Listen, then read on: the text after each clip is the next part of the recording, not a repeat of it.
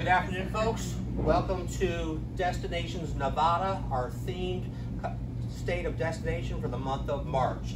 We are here at the Community Support Center in Tampa, Florida. I'm proud to have Chef Craig with me. He's our regional executive chef, supports all 60 of our communities. Amen to that. Chef Craig in the house.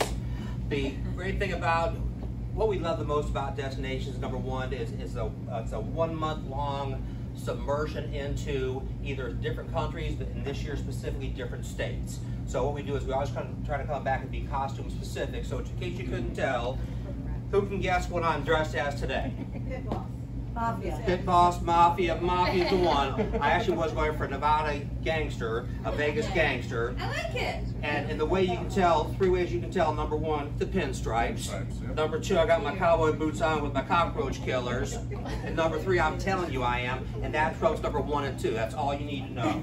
So, Vegas gangster. Chef Craig, of course, is dressed in costume as one of our Vegas chefs. And I wish that you could be with us here at the Community Support Center right now, because I look out amongst all my peers, you would not believe all the bling. Every single person at the CSC is dressed up in something Vegas style, and it's just it's a beautiful thing to see. So again, take this back to your community, celebrate it. We're going to dive into the art, the history, the culture of the great state of Nevada. So without further ado, of course, I'm going to start off with a joke. 2 blondes were sitting on a bench on the Vegas Strip. Sorry. They were staring up at the moon, and the one blonde says to the other blonde, she goes, "What do you think is closer, Florida or the moon?" The other blonde goes, "Hello, can you see Florida?" Very much. That's a good one. I wish COVID-19 had started in Vegas. Do you know why? Because what happens in Vegas Stays in Vegas. stays in Vegas. That's CSC, they're sharp. They're a sharp group, that's for sure. A couple of moves in Nevada, husband hits it big in the casino. He comes back home, he says, "Pack your bags, honey, I just won $1 million slot machine jackpot." Wife goes, "Should I pack for warmer weather or colder weather?" Husband says, "I don't care as long as you're out of the house by noon." Okay, you're very welcome. And when you hear the groans, you know that Kevin has done his homework properly. So, great to be here at the CSC once again. Today we're going to be demonstrating for us on my side, I'm going to be making top shelf Bloody Marys. The great thing about Bloody Marys is there's so many different things that you can do with this. Before we talk about Bloody Marys, I'm going to turn it over to Chef Craig.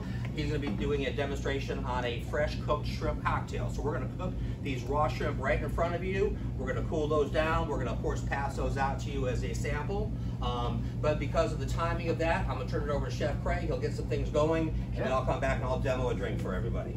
All right, so what I've got here, you see some steam coming out of my pot. I've already got my water boiling just to save some time for everybody. So we all know if you watch water, it doesn't boil. All right, so to my water, I've added some lemons. I'll throw a couple more in there for you. And then some pickling spice. That's that nice aroma that you have, that you smell right now. We're just throwing a few more kernels in there. because the water's boiling, we can actually add our shrimp right now. It's been boiling for about 15-20 minutes. Today we have some nice 2630 shrimp. And when I say 2630 is the amount per pound when you purchase them at the store. This is, I got about 5 pounds right here. So when thinking about how many people we're gonna feed, we'll probably feed about 20 people out of this. All right. We're gonna throw this right into the water. Now these shrimp are only gonna take about anywhere from 3 to 5 minutes to cook, depending on size.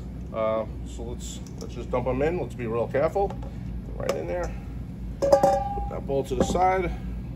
We're just gonna give this a little stir.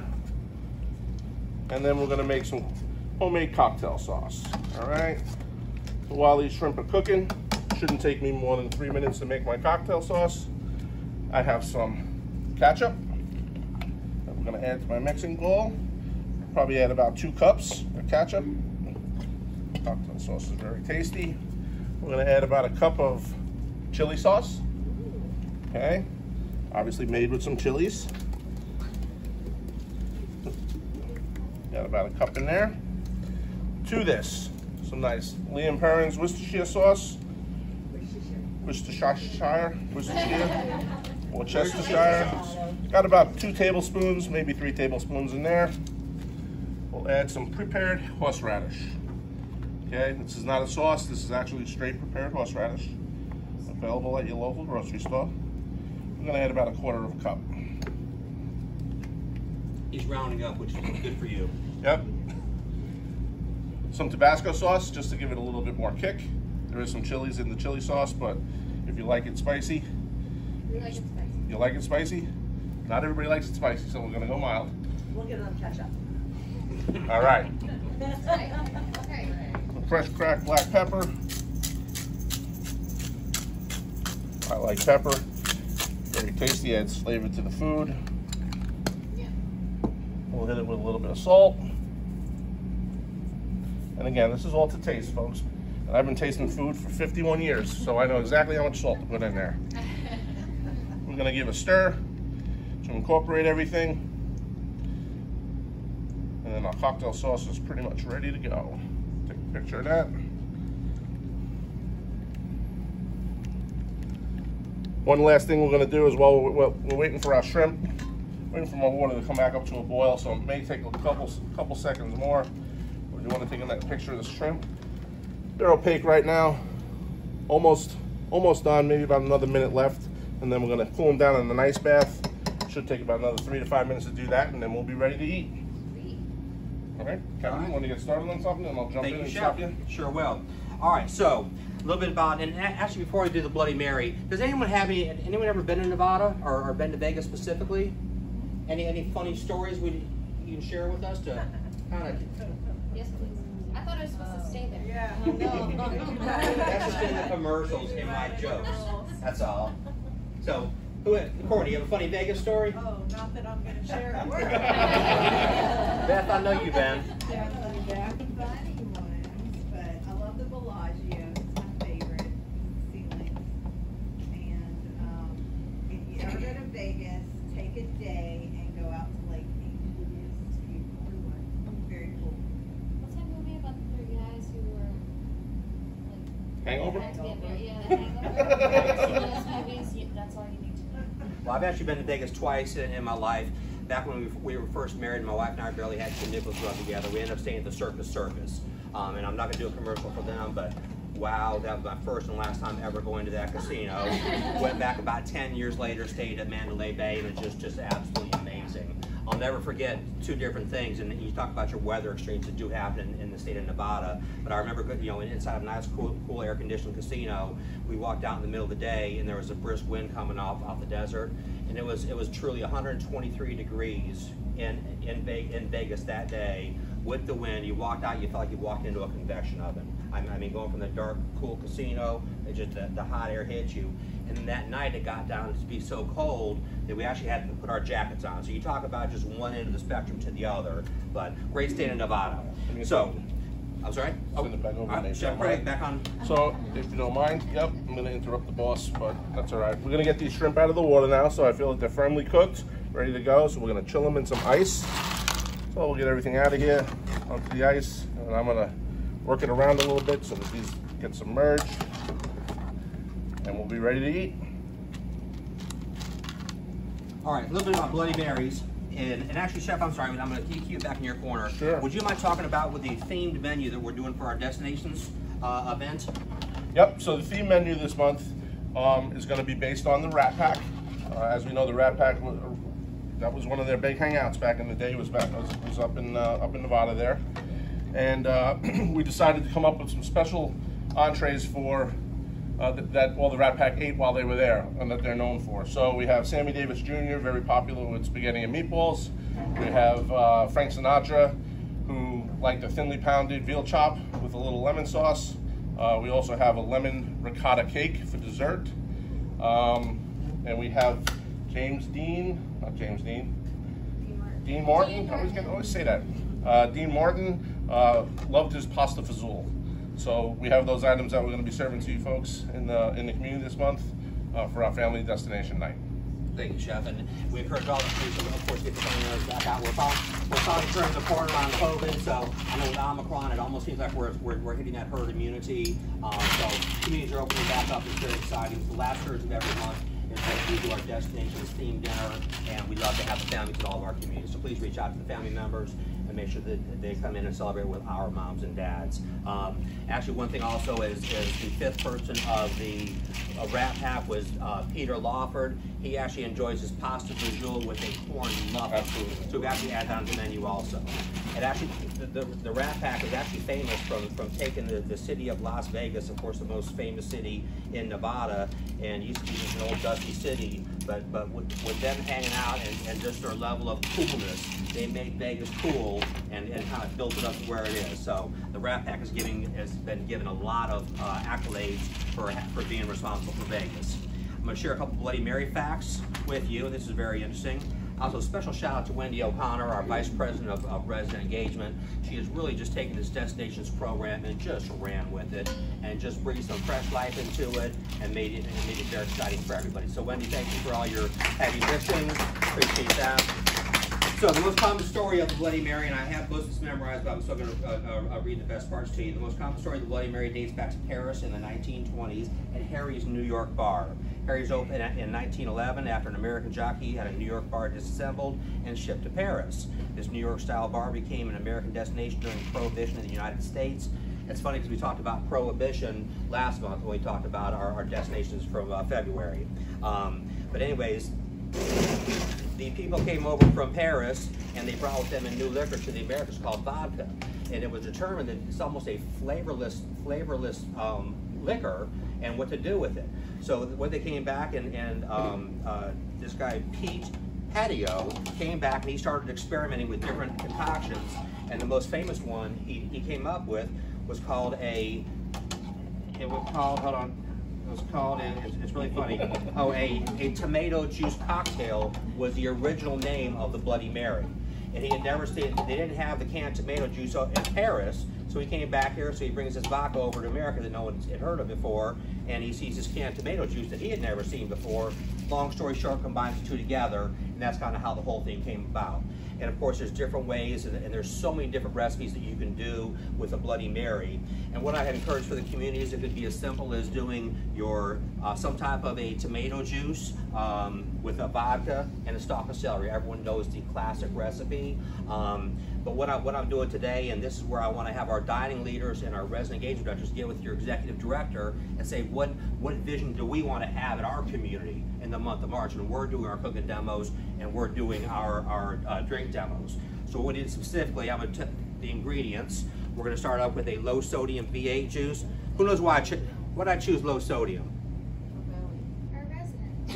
Our residents. For our residents, for our health. No one in this room, no one in our communities needs extra salt. So we're going with the healthy version, a low sodium V8 juice. We're going to start off with an Absolute vodka, our vodka of choice. We'll do fresh ground black pepper. I do have some coarse sea salt. I'll put a touch of it in there, but again, salt's going to be optional. Old Bay, and this is actually some of y'all that cook in the kitchen may recognize as primarily being a seafood style spice. I was actually surprised, and one of the great things again about destinations is you go back and you do research on what state you're going to be in, where we're heading to. You do the research and we learn. How we learn is how we also grow, keep our minds fresh and exciting. So put some Old Bay in there. Of course, we got the Where's Your Sister sauce. Cholula, my absolute favorite. I just love this to death. It doesn't have the kick, however, for a Bloody Mary. So I also brought a Aztec's Revenge Fiery Apocalypse. For the garnish, we have a baby dill pickle. I have a a wedge of lime. I have a jumbo jalapeno stuffed olive, and I have a chunk of cheddar cheese. We're going to come back and add a celery stalk, no surprise there. We're also going to come back and add in a cucumber. We have a cucumber. I brought some fresh dill, which is just a gorgeous aromatic for everyone to enjoy. It's going to add some nice flavor and a very subtle profile to our Bloody Mary. So first things first, before I start pouring, I need a volunteer. So for those of you who aren't here, we just had 20 hands in the room, all went up at once. I think that I saw Karen's hand go up first, so we'll do Karen. My hand didn't go up. And of course, don't worry, there's a lot more where that came from. I brought two bottles just because I've been here before. So start off with the vodka. Here we go. I like doing a 6 count, but that's just me.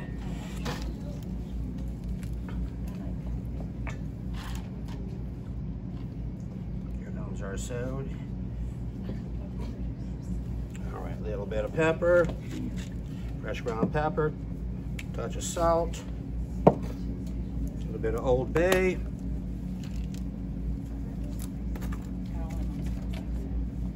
Worcestershire, a couple drops. Cholula, a couple more drops. Don't be shy. That's perfect. Out comes the Cholula. And you're saying, you said on the Aztecs Revenge?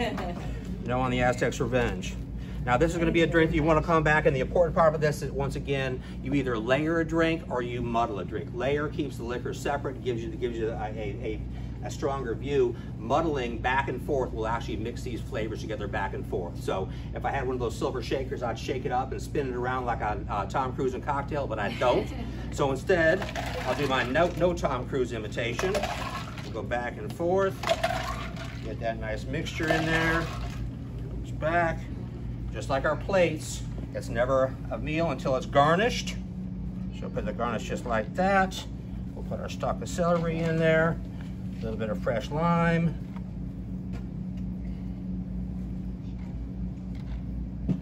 Cucumber, some dill on top just to get that aromatic going. Basically a salad. And that's how we do a top shelf Bloody Mary. There you go, my friend. Thank you very much. You're very welcome. All right, thank you so much.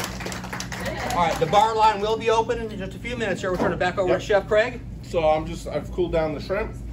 They're appropriate temperature right now, which is refrigerated temperature, right? Ice cold, below 40 degrees.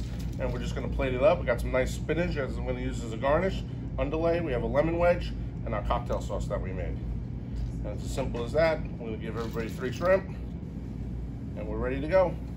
And I just want to kind of point out a couple of different things here. Yeah, thank you very much. Number one, and Craig added this right, but I'm going to stress it, is it's very easy to overcook a raw shrimp. Truly takes 3 to 4 minutes.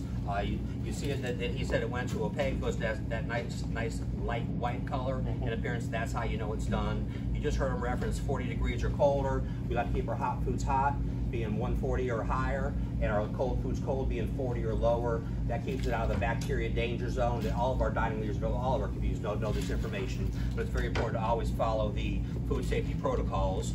Also, the interesting fact about shrimp is Chef Craig mentioned he bought 26 30s, and again, there's 26 to 30 shrimp in an average pound. The lower the number, the bigger the shrimp.